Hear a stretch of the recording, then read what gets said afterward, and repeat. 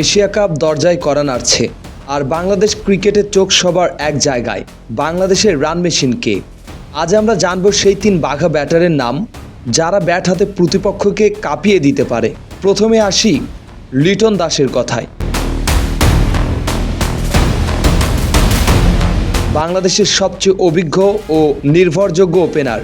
দুর্দান্ত টাইমিং, আক্রমণাত্মক শট আর পাওয়ার প্লেতে দ্রুত রান তোলার জন্য লিটন সবসময় প্রতিপক্ষের বোলারদের মাথা ব্যথা হয়ে থাকে।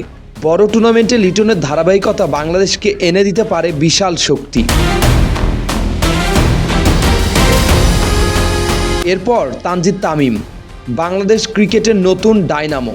তরুণ এই ওপেনার দারুণ স্ট্রোক প্লেয়ার, যার হাতে আছে পাওয়ার আর আত্মবিশ্বাস দুটোই। লিটনের সঙ্গে জুটি গড়ে ইনিংসের শুরুতেই প্রতিপক্ষকে চাপে ফেলতে পারে তানজিদ।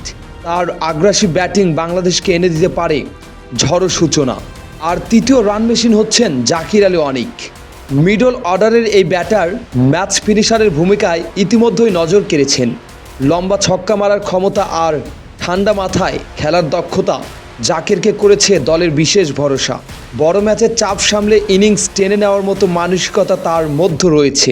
এই 3 জন, লিটন দাস, তানজিদ তামিম আর জাকির আলী, বাংলাদেশের আসল রান মেশিন।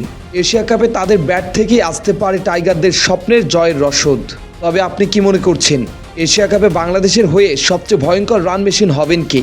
লিটন, তানজিদ না জাকির? আপনার মতামত কমেন্টে জানাতে ভুলবেন না। আর ক্রিকেট সহ সব ধরনের আপডেট জানতে অবশ্যই আমাদের চ্যানেলটি সাবস্ক্রাইব করে রাখবেন। ধন্যবাদ।